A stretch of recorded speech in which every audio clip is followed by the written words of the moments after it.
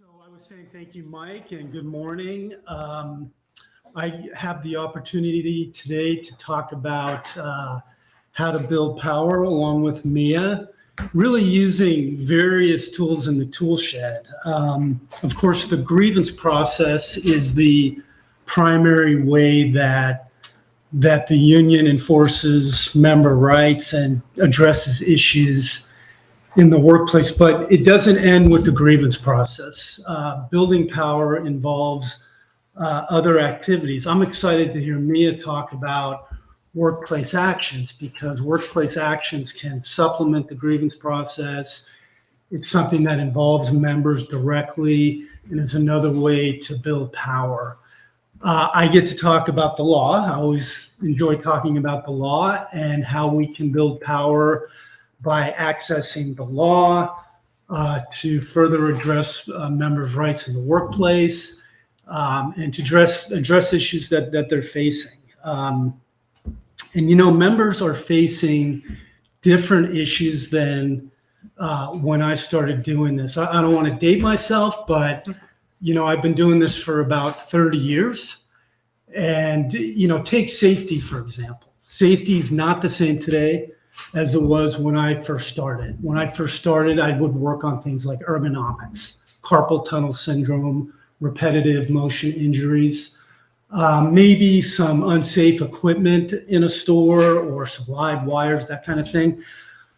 Well, today, members face other issues. They face things like active shooters or people bringing other kinds of weapons in the stores, or IV drug use in bathrooms.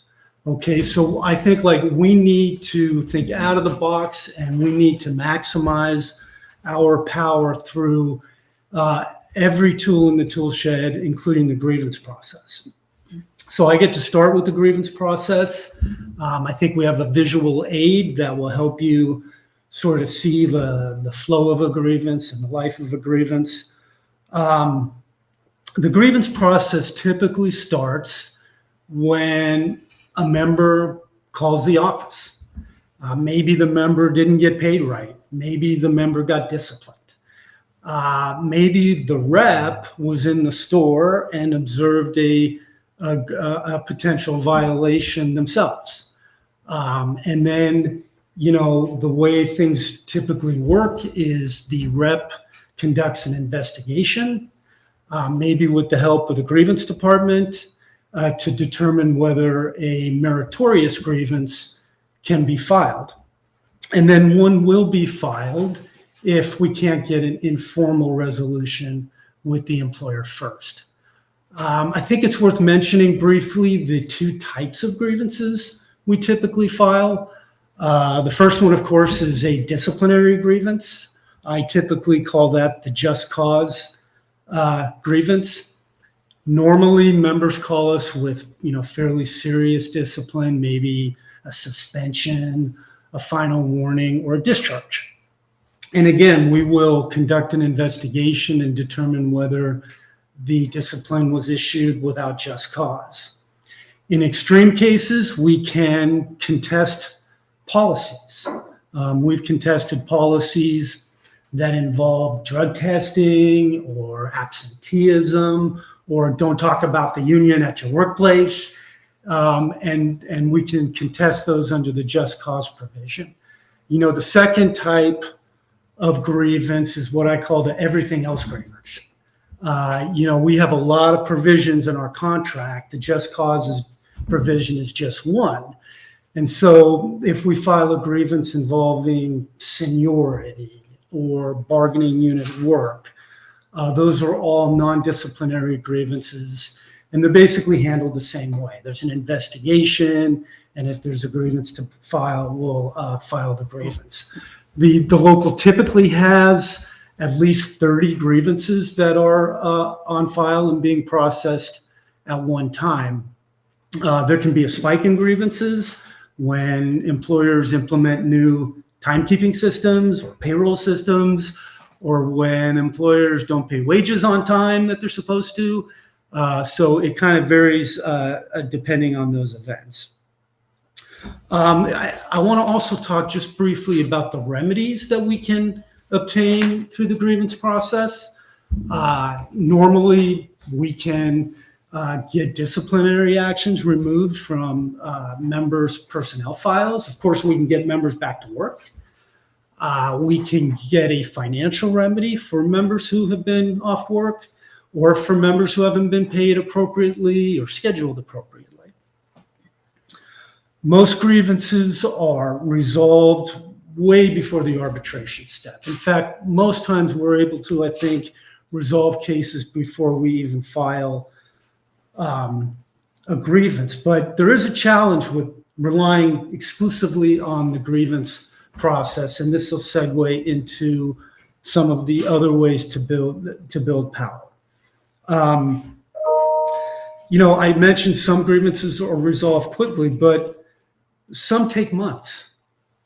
Some take even more time to resolve based on factors like, whether the employer is being cooperative in processing a grievance.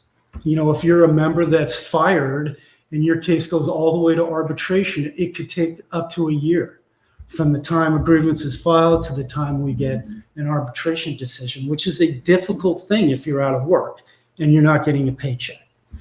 That's why the union, I think, has to identify additional leverage points to pressure the employer to resolve things more quickly and to get better outcomes. Wow, Jim, that was great. So it seems like the grievance process can be pretty lengthy. It's a legal process. The union facilitates this process, but what role can a member take in this process? So I think members can have a huge role in this process. And really, I don't know how it works without member participation. I mean, members are the ones working in the stores every day. So members can point reps to witnesses who may have relevant information about a grievance. They can point reps to documents, schedules, that sort of thing that may have play a big role in the union's investigation. Members know what the practices have been in the stores. They know what the past practices are. So if you have, a grievance over disputed contract language that's been in this, the contract for 30 years, members are going to be the ones to know how the contract has been applied over that time. So they play an absolutely crucial role in investigating grievances. Oh, great. Thanks, Jim. So you talked about grievances. Let's talk about the workplace actions that can back up those grievances. Or for those of you that participated in the Organizing for Power training we did a couple weeks ago, I think she referred to them as structure tests. So these can be pretty effective tools to address everyday workplace issues, such as ensuring you guys out there and your coworkers are receiving timely rest and meal periods to run in full-blown campaigns. And we'll talk more about that. Very similar to what we did in the grocery contract. So workplace actions can not only do that, they can improve you and your coworkers' working conditions, and even when on issues that are not in your contract. When combined with the grievances or other legal procedures, like Jim mentioned, it can be even more powerful when we do them right. So let's talk about how to execute successful, smaller actions in your workplace. There's 5 steps. 1, we're going to need to identify the appropriate workplace issue or grievance. We all know there's a lot of workplace issues and grievances that happen in the stores or units every day. So we want to partner with our rep every time we do this. You want to build support. And the way we do that is we build a member engagement team. Start by mapping out your store. You want to identify other leaders and recruit them to rally and support for the workplace action. And together with this member engagement team that you built, and your union rep, we want to create a tool or an action, such as a sticker or a button, to address your workplace issue or your grievance. Member engagement teams should always use the structured organizing conversations that you just heard about earlier today with Joe Earlywine to move the rest of your coworkers to support your workplace action. Finally, you want to attain the supermajority, and that means 80 to 90% of all your coworkers to support you in this workplace action. And this will leverage your position. So remember, sometimes it takes several workplace actions to compel change. It's not overnight, right? So I talked about a little bit about campaigns. So I want to go into simply explain how those work. Campaigns address bigger issues, key issues, Jim. So they can include a series of workplace actions or structure tests, like we referred to earlier, in order to achieve a higher set of goals. For example, winning a grocery contract or any contract or moving legislation. Campaigns can include support from elected representatives, community partners, and even media coverage. Campaigns usually involve a much lengthier process, though. So back to actions. There's all kinds of fun and creative workplace actions we can do. Everyone's probably in the room upstairs has worn a button with a clever message on it, right? At my former job, once we did a fashion show that was in a Macy's setting, of course. We may not do that in the grocery store, though. Workplace actions should always be in alignment with the worksite, right? So check with your rep. And again, we want to attain supermajority participation and always coordinate with the union. So let's go over some examples of some of the workplace actions that I know some of the leaders have participated in. So again, buttons or stickers. Buttons and stickers should include a short message that speak to the worksite issue or grievance. Always remember who your audience is. Usually it's the coworkers, management team, and customers. Petitions, that's a document that, of course, is going to address the issue or the grievance. And that's going to include collecting a majority of signatures from your coworkers to support the issue or the grievance. Then there's leafletting. That's a little bit more of an escalated action. Some of you participated in that recently. That informs the customers of the issues or the grievance, and we stand outside and we handbill customers.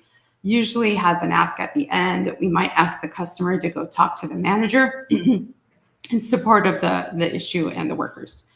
Then there's media events. Media events, that's any event that can be covered by the media. It could be a rally, a press release, or an informational picket. The best media is usually earned media. That's what we call it. It's essentially free and it's without union solicitation. Sometimes we've done community partner actions where we've partnered with some of the organizations in our community, such as a picket, where we invite our community partners to attend in support of the workplace action or grievance. This could be a march on the boss or an action that a community partner would help us assert leverage. And then there's picketing. There's two types. Informational picketing is done to notify the customers and the public of our grievances. It's done before work, after work, during lunchtime, or on your day off. It involves us holding signs with messages about our issues or our grievances. Picketing coordination with a strike is our ultimate weapon, though. A strike would only be done after a vote from the membership and when it's sanctioned by the union. And of course, it would take place during work hours. So Mia, thank you. I guess I understand workplace actions, particularly when they involve, large groups of people, contract actions, that kind of thing.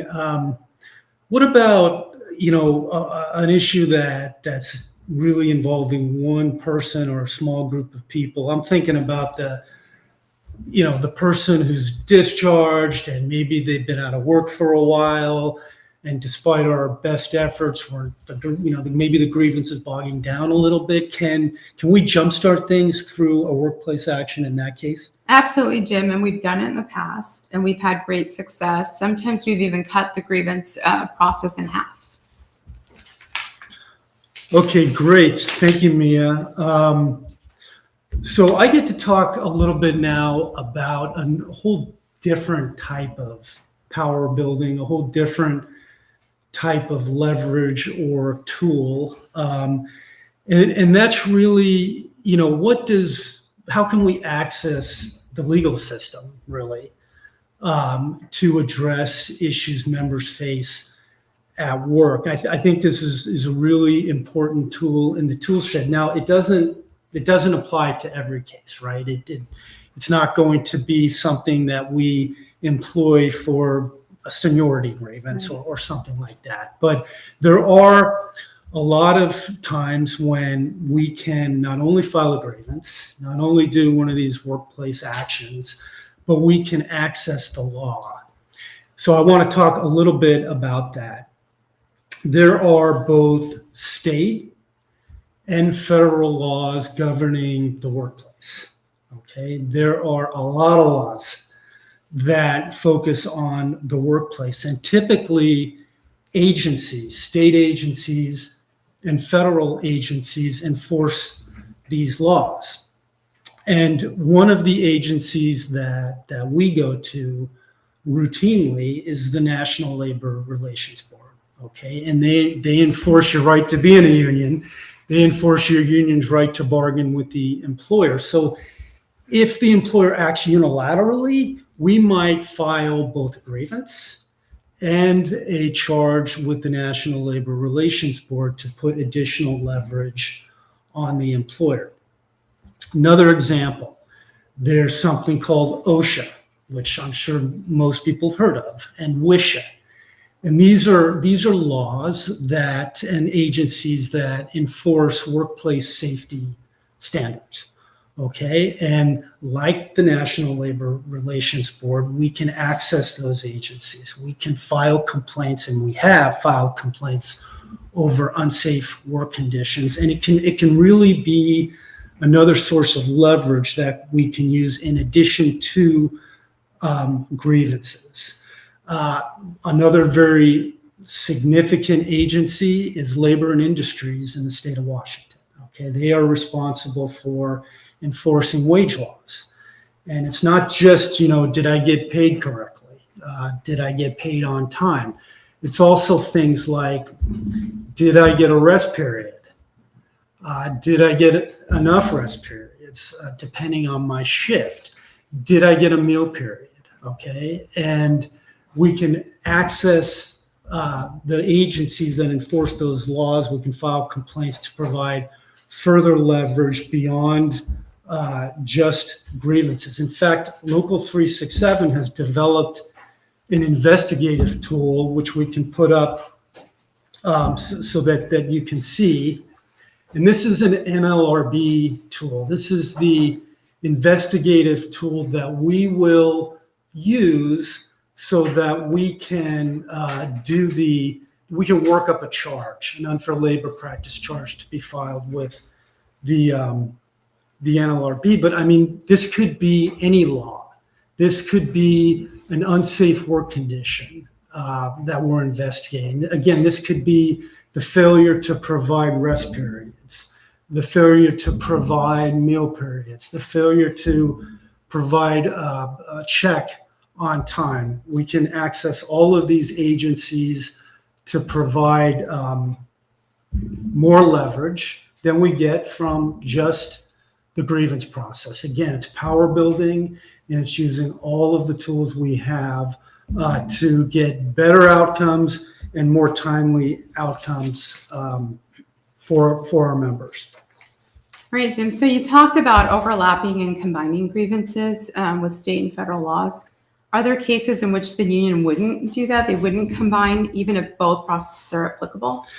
Yeah, I mean, really the general rule for me is that we do combine.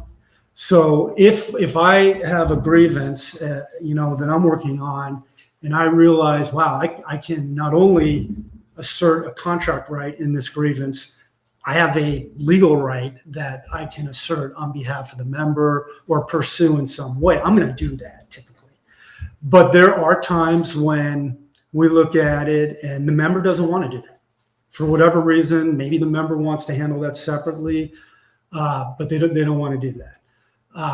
Other times it takes, we think we can get a more, expeditious, quicker resolution by just filing a grievance. But the default is to actually, combine the two.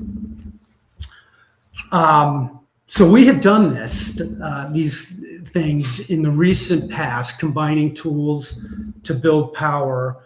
And I want to talk about a couple of examples that we've done. I want to say around the fall of last year is when Kroger implemented the new timekeeping policy or payroll policy. That's my memory. And there were people getting paid wrong, improper deductions. There were people not getting paid at all. So Local 367 did what it would normally do and filed a grievance and filed what essentially is class action grievances against both Kroger companies, Fred Meyer and QFC. Now, there was a time where we might leave it at that and just pursue the grievance, right? But we didn't do that. We decided, well, you know what? We can get additional leverage for folks by investigating and working up a charge, a complaint before Labor and Industries for failure to pay wages. And we did that. And the union helps. You're not on your own. The union helps you, complete the form and then deliver it to the agency, and in this case, to the employer representative. And the employer representative, takes complaints with the state agency very seriously, certainly more seriously than they're going to take it with just a grievance being filed.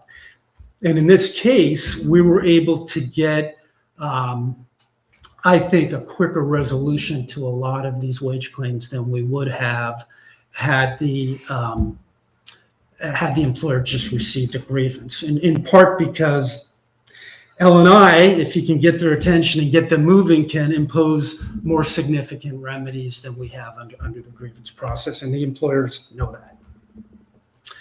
A different type of leverage was used to support a dispute with Safeway and I think a few other employers who didn't implement, who were not cooperating really with the union in its safety committees.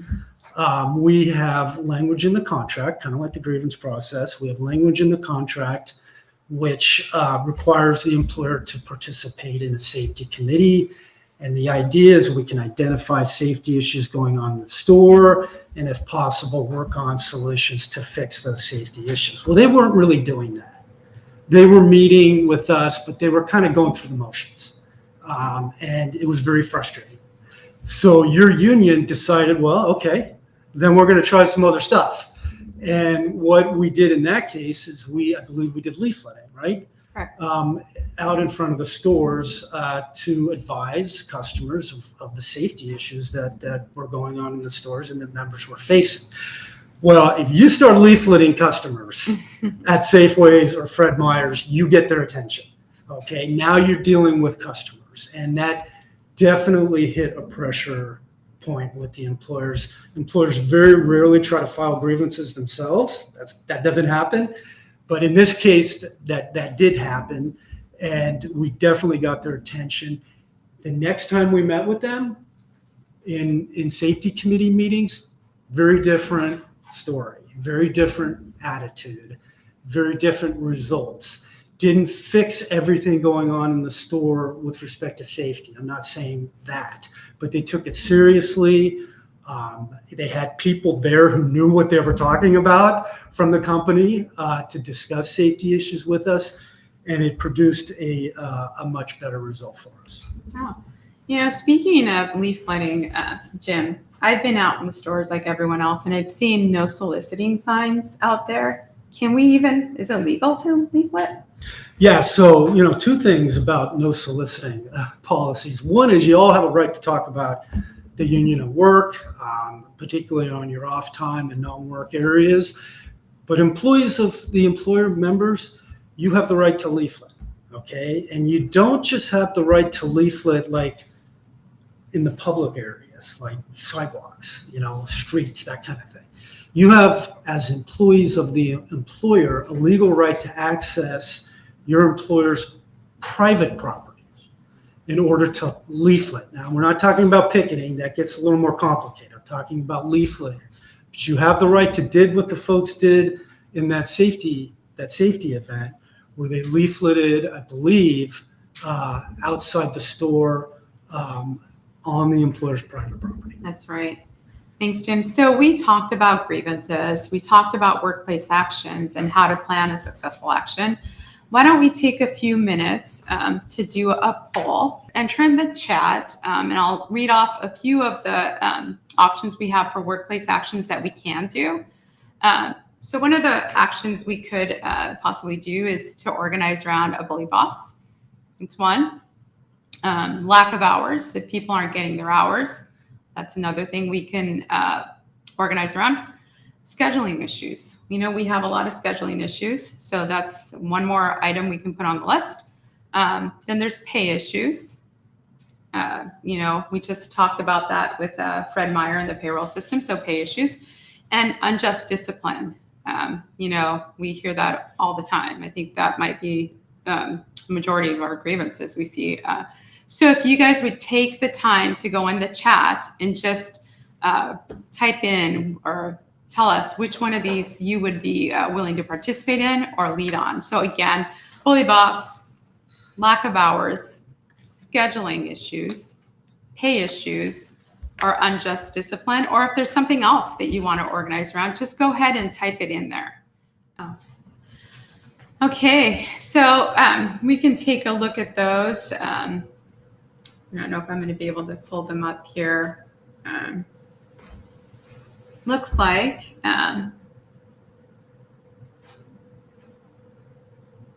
wow, we're getting a series of answers. Safety issues, lack of hours, march on the boss for any reason.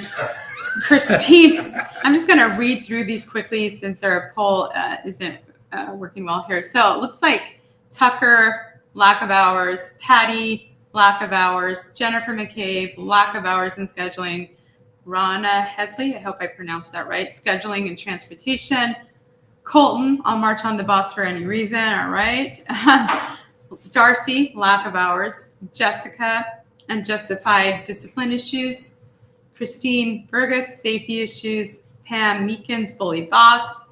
Donna, sure, seniority issues. Shanna, scheduling issues. Terry, employees' hours, so few of them. Michael Whalen, bully boss. Jasmine, bully boss. Wow. Nadine, whoops, so mixed. Jeanette, I'd love so much to hear about bully boss, but I love my boss. And it just goes on and on. Arthur said scheduling the lack of hours.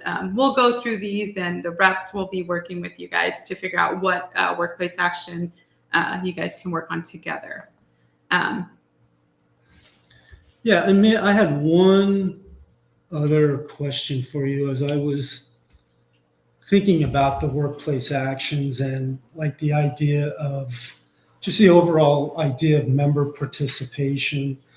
What about someone who hasn't gone through this training either today or the previous weeks? A newer member maybe who would like to get involved. I mean, how can they get involved and get information about how to do some of this stuff? Sure, Jim, that's a great question. So we hope that today's training gives you a little bit of a picture of what a workplace action looks like and how to plan one, a small one. Most importantly, getting together with a rep so you can create a plan so you know you're not alone, doing it alone. No one never works alone. Identify the issue or the grievance. You guys want to create the member engagement teams we talked about and use the structured organizing conversations that Joe talked about earlier.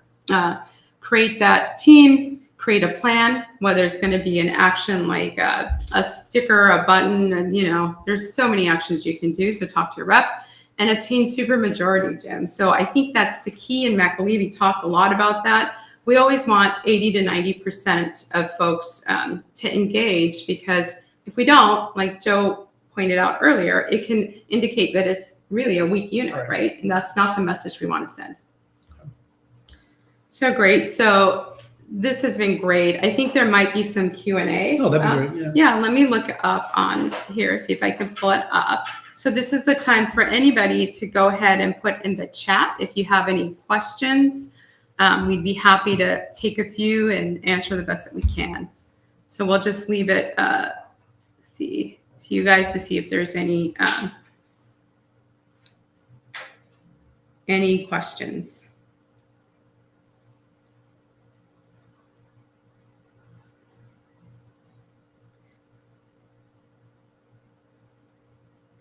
Sounds like there's not any questions so far. So we could, if there aren't any questions, we could just ask folks, do a little bit of what Early Wine did earlier. If anybody could just tell us in the chat, how do we, what is the first step to forming a member engagement team? If anyone can answer that, I think we talked about that.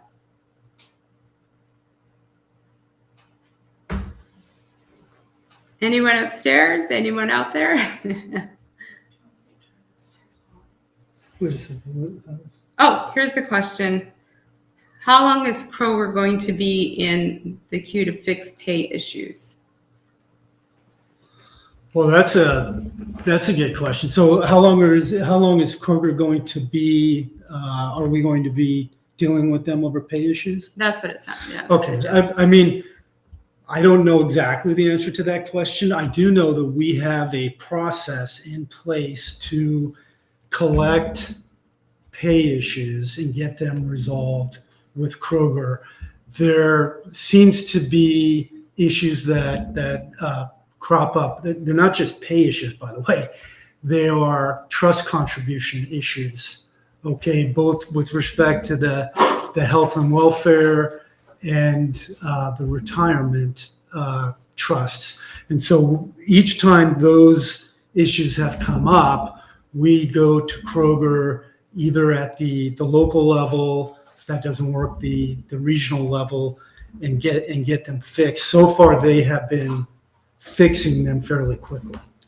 Great, Tim. Looks like we don't have any more questions, but yes, Diana Flores answered the member engagement team question, and that's right. You identify the issue.